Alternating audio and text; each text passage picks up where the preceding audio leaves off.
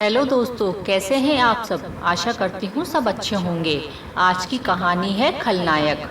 विवाह के 10वीं वर्षगांठ के निमंत्रण पत्र छपकर अभी अभी आए थे। सविता बड़े चाव से उन्हें उलट पलट कर देख रही थी।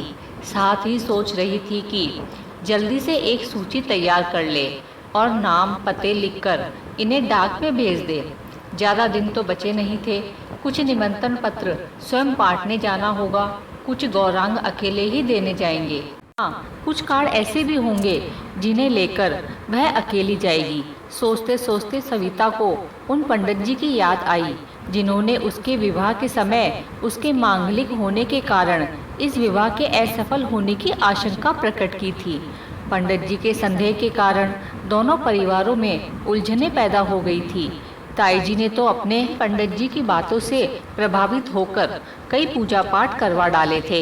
एक एक करके सविता को अपने विवाह से संबंधित सभी छोटी बड़ी घटनाएं याद आने लगी। कितना तनाव सहा था उसके परिवार वालों ने विवाह के 1 माह पूर्व। उस समय यदि गौरांग ने आधुनिक एवं तर्क संगत विचारों से अपने परिवार वालों को जाया बुझाया ना होता तो हो चुका था यह विवाह। सविता को जब गौरांग उसके माता पिता एवं ताई जी देखने आए थे तो सभी को दोनों की जोड़ी ऐसी जची कि पहली बार में ही हाँ हो गई। गौरांग के पिता किशोर का अपना व्यवसाय था, अच्छा खासा पैसा था। परिवार में गौरांग के माता पिता, एक बहन और एक ताई जी थी। कुछ पूर्व ताऊ जी की मृत्यु हो गई थी। ताई जी बिल्कुल अकेली हो गई थी। उनकी अपनी कोई संतान न थी। गौरांग और उसकी बहन रीमा ही उनका वर्चस्व थे। गौरांग तो वैसे ही उनकी आंख का तारा था।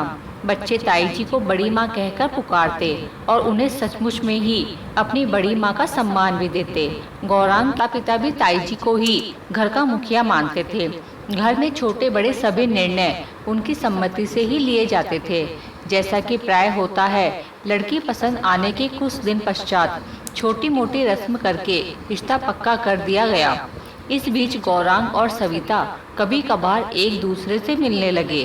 दोनों के माता पिता को इसमें कोई आपत्ति न थी। वे स्वयं भी पढ़े लिखे थे और स्वतंत्र विचारों के थे।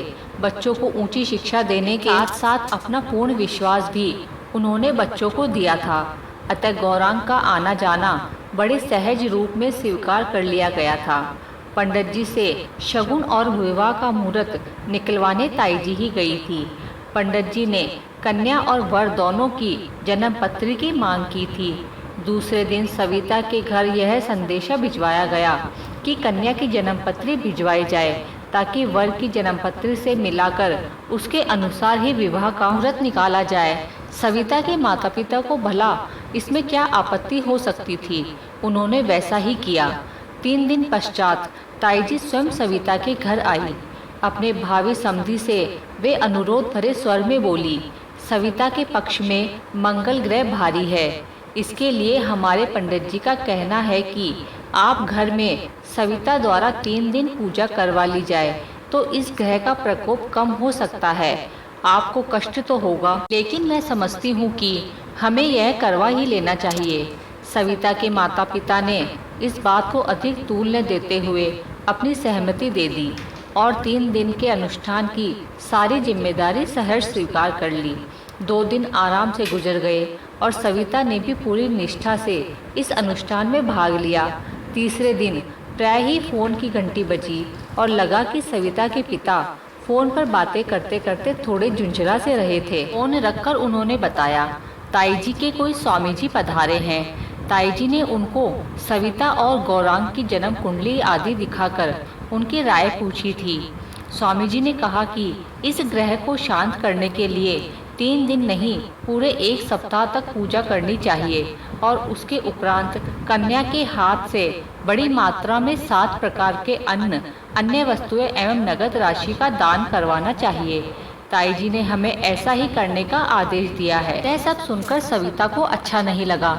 एक तो घर में वैसे ही विवाह के कारण काम बढ़ा हुआ था, जिस पर दिन रात पंडितों के पूजा पाठ, उनके खाने पीने का प्रबंध और उनकी देखभाल, वह बेहद परेशान हो उठी। सविता जानती थी कि दान दक्षिणा की जो सूची बताई गई है उसमें भी पिताजी का काफ़ी खर्चा होगा। वह समझ नहीं पा रही थी कि क्या करे, लेकिन माँ के चेहरे पर कोई परेशानी नहीं थी। उन्होंने जैसे तैसे पति बेटी को समझा बुझाकर धीरज न खोने के लिए राजी किया।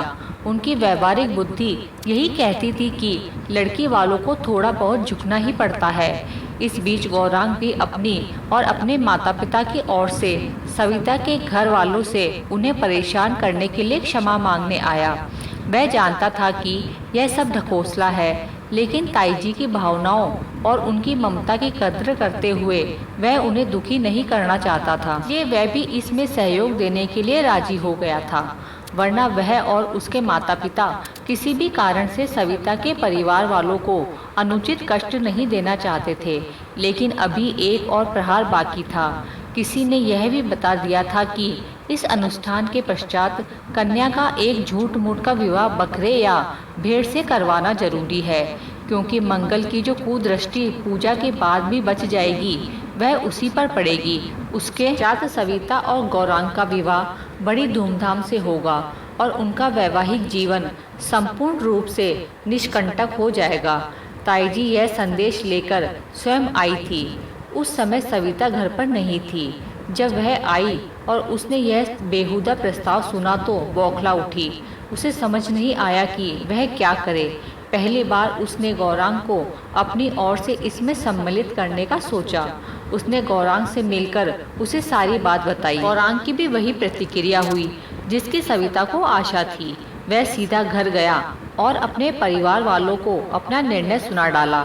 यदि आप इन सब ढकोसलों को और बढ़ावा देंगे या मानेंगे तो मैं सविता तो क्या किसी भी अन्य लड़की से विवाह नहीं करूंगा और जीवन भर अविवाहित रहूंगा। मैं आपको दुखी नहीं करना चाहता, आपकी भावनाओं को ठेस नहीं पहुंचाना चाहता, नहीं तो मैं पूजा करने की बात पर ही आपको रोक देता। लेकिन अब तो हद ही हो गई। आप लोगों को मैंने अपना फैसला सुना दिया है, अब आगे आपकी इच्छा। ताईजी का रो रो कर बुरा हाल था। उन्हें तो यही चिंता खाई जा रही थी कि सविता के मांगलिक होने से गौरांग का अनिष्ट न हो, लेकिन गौरांग उनकी बात समझने की कोशिश ही नहीं कर रहा था। उसका कहना था कि यह झूठ मूठ का विवाह कर लेने से सविता का क्या बिगड़ जाएगा। उधर सविता को भी गौरांग ने यही पट्टी पढ़ाई थी कि तुम पर कैसा भी दबाव डाला जाए तुम टस से मस मत होना। भले ही कितनी मिन्नतें करे, जबरदस्ती करे, किसी भी दशा में तुम अपना फैसला ना बदलना। भला कहीं मनुष्यों के विवाह जानवरों से भी होते हैं, भले ही यह झूठ मूठ का ही क्यों ना हो। सविता तो वैसे ही ताईजी के इस प्रस्ताव को सुनकर आपे से बाहर हो रही थी। उस पर गौरांग ने उसकी बात को सम्मान देकर उसकी हिम्मत को बढ़ाया था। साथ ही गौरांग ने यह भी बता दिया था कि उसके माता पिता को सविता बहुत पसंद है और वे इन ढकोसलों में विश्वास नहीं करते, इसलिए ताईजी को समझाने में उसके माता पिता भी सहायता करेंगे। वैसे ताईजी को यह स्वीकार ही नहीं होगा कि गौरांग अपने जीवन भर में अविवाहित रहे। वे तो न जाने कितने वर्षों से उसके विवाह के सपने देख रही थी और उसकी बहू के लिए उन्होंने अच्छे से अच्छे जेवर सहेज कर रखे हुए थे। लेकिन पुरानी रूढ़ियों जकड़ी अशिक्षित ताईजी एक अनजान भय से ग्रस्त इन पाखंडों और लालची पंडितों की बातों में आ गई थी। गौरांग ने सविता को बता दिया था कि धीरे धीरे सब ठीक हो जाएगा और अगर फिर भी ताईजी ने स्वीकृति न दी तो दोनों के माता पिता की स्वीकृति तो है ही, वे चुपचाप शादी कर लेंगे। सविता को गौरांग की बातों ने बहुत बड़ा सहारा दिया था, पर क्या ताईजी ऐसे ही मान गई थी? घर छोड़ जाने और आजीवन विवाह न करने की गौरांग द्वारा दी गई धमकियों ने अपना रंग दिखाया और 4 महीने का समय नष्ट करके अंत में सविता और गौरांग का विवाह बड़ी धूमधाम से हो गया। सविता एक भरपूर गृहस्थी के हर सुख से संपन्न थी। धन संपत्ति, अच्छा पति, बढ़िया स्कूलों में पढ़ते लाडले बच्चे और अपने सास ससुर की वह दुलारी बहू थी। बस उसके वैवाहिक जीवन का एक खलनायक था, मंगल ग्रह, जिस पर गौरांग की सहायता एवं साहस से सविता ने विजय पाई थी। कभी कभी परिवार के सभी सदस्य मंगल ग्रह की पूजा और नकली विवाह की बातें याद करते हैं तो ताईजी सबसे अधिक दिल खोलकर हंसती है। काफ़ी देर से अकेली बैठी सविता इन मधुर स्मृतियों में खोई हुई थी। फ़ोन की घंटी ने उसे चौंकाकर इन स्मृतियों से बाहर निकाला। फ़ोन पर बात करने के बाद उसने अपना कार्यक्रम निश्चित किया और यही तय किया कि अपने सफल विवाह की 10वीं वर्षगांठ का सबसे पहला निमंत्रण पत्र वह आज ही पंडित जी को देने स्वयं जाएगी। ऐसा निर्णय लेते ही उसके चेहरे पर एक शरारत भरी मुस्कान उभर आई। दोस्तों, ये थी हमारी आज की कहानी। आपका क्या कहना है इस कहानी के बारे में? कमेंट करके हमें ज़रूर बताएं।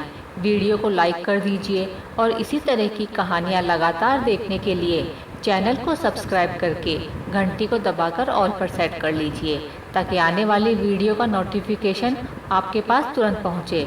मिलती हूँ अगली वीडियो में, तब तक के लिए धन्यवाद।